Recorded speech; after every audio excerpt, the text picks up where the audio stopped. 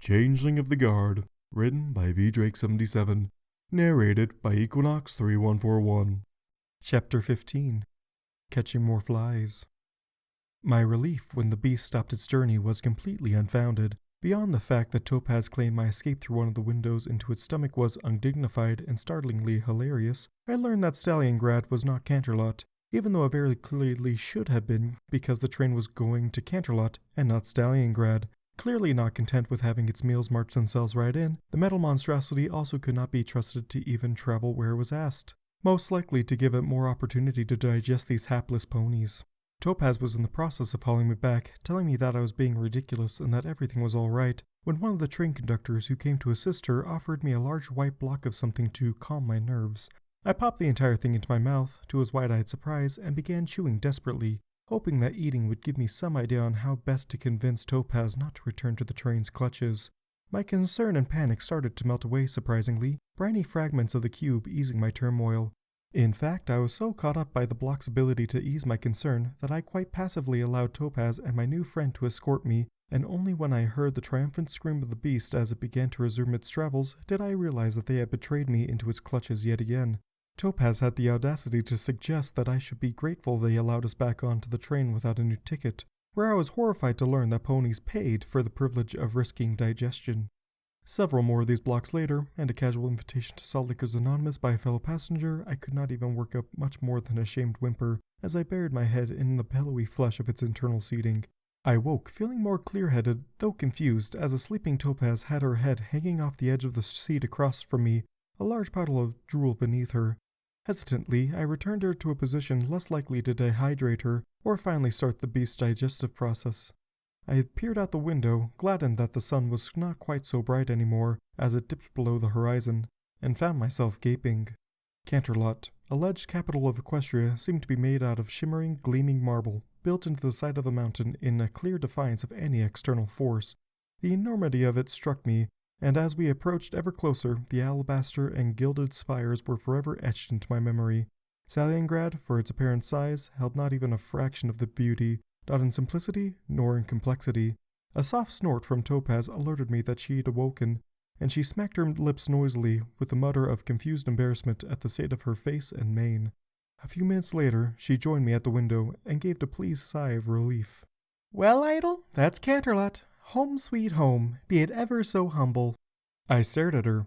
Humble? This magnificence... Oh, she was being facetious, of course. "It is enormous. What portion of it do you live in?" "Oh, that's just the top part. You can't even see where I live. I have a little place near the university." She pointed her hoof out a window into the hillside, motioning past it. Then her hoof trailed off to the side just a bit. I was quite impressed that she knew where her home was well enough to point to it so exactly. "Well, the outskirts near the university. They wouldn't really approve of some ponies in the middle of the city." "You own a portion of that?" Now I was confused. How did one own part of a hive? This is my hole in the rock and you may not have it?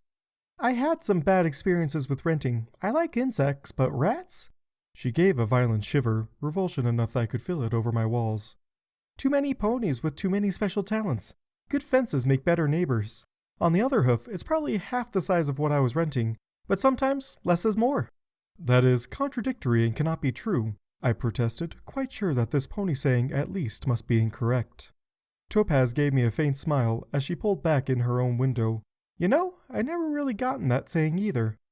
"So, where will I stay?" I asked, curious as to the location relative to Topaz's own that I would make my home. When she didn't point out the window again, I glanced at her to see that her mouth was half open and her eyes darting about. "Topaz?" "I didn't really think about it. I kept meaning to work out the details, but, I have a spare couch, I guess. There's always the basement. Short term, I mean. We'll need to find you somewhere nearby to stay, of course." I tamped down my own concern. Was I expected to carve my own home? I looked back at the alabaster walls with some dread now. How could I possibly be expected to compete with this? Did that mean the Princess Celestia had carved the castle out of the very rock itself, and that was why she lived there?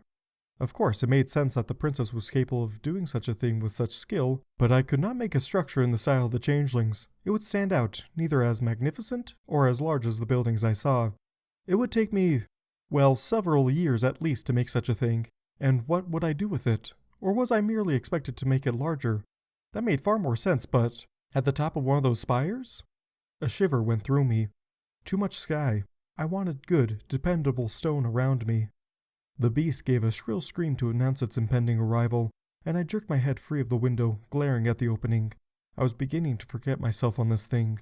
Topaz may trust it, but I was certain it had ulterior motives. Perhaps the ponies were feeding it something. The idea that this creature was so lazy that it simply traveled, carrying others who would bring it food seemed more distressing than if it were trying to trick them, and hastened my exit all the same, to the point where Topaz latched onto my tail and yanked me back from the window again with a very firm look towards the door. She was right, the same trick would likely not work twice. Canterlot is more amazing up close than I had expected. Almost the entirety of it, city and castle, is a work of art. A master's work, in fact. And then, you get to the university. The university, perhaps, is the work of an apprentice who dabbles in modern art. This is perhaps an unfair comparison, but it seems as though much of the university has been redesigned to fit changing requirements at a rapid rate, and as such it resembles the structural equivalent of a patchwork quilt. At the same time, it is charming in its own way. Topaz claims the whole arrangement of buildings has been adjusted overnight before, and I find myself believing her.